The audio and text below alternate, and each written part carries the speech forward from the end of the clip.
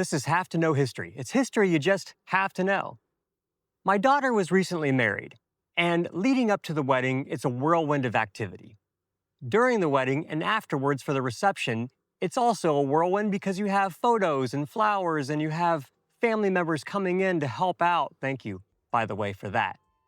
And I got to thinking, after the reception was all over, why do they call it a honeymoon?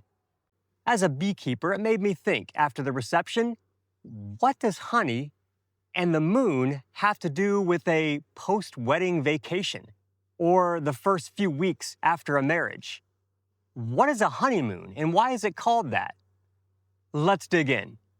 One theory about the origin of the word honeymoon takes us back to the Vikings because, when in doubt, blame the Vikings. In Norse cultures, newlyweds drank mead, a honey-based wine-type alcoholic drink, for a full lunar cycle after their wedding. Why? It was believed the honey's sweetness and the moon's cycle would bring fertility, good luck, and maybe help them tolerate each other during their first month living together. By the way, the word month itself comes from the word moon. Ancient people tracked time by the phases of the moon. So a month was literally a moonth. Makes sense, right? This honey month, or honeymoon, became shorthand for the first 30 days of marriage. It was literally a month of drinking. So if the newlyweds were giddy and glowing, it might not have just been love, it might have been the mead. Jump forward to medieval Europe. Marriage was often more about land and alliances than love. But once the deal was sealed, couples were encouraged to spend time together to sweeten their bond. This became known as a sweet period, and honey, the ultimate sweetener, was a fitting symbol. As for the moon, it symbolized time passing.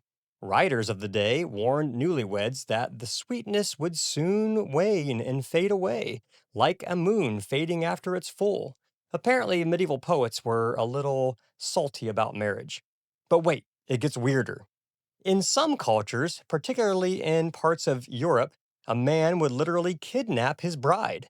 Not exactly what we would call romance. The groom's family would hide the couple for about a month until the bride's family gave up searching. During this time, they'd drink mead for luck and hope no one showed up swinging a broadsword. Thankfully, today's honeymoons involve more beach resorts and fewer abductions. By the 16th century, the word honeymoon appeared in English. But it wasn't about travel, it was a slightly snarky term for the first month of marriage, sweet like honey, but sure to fade away like the waning moon. Fast forward to the 19th century, wealthy European couples started taking bridal tours, trips to visit family who couldn't make the wedding. Over time, this evolved into the romantic honeymoon trips we know today. So that couple sipping pina coladas in Hawaii or hiking through the hills of North Carolina, they're continuing a tradition that started with Vikings, medieval cynics, and maybe a few runaway brides. So why do we call it a honeymoon? Because history loves mixing sweetness, moonlight, and just a little chaos. Thanks for being here. Subscribe to Have to Know History for more stories that are too quirky and too good to forget.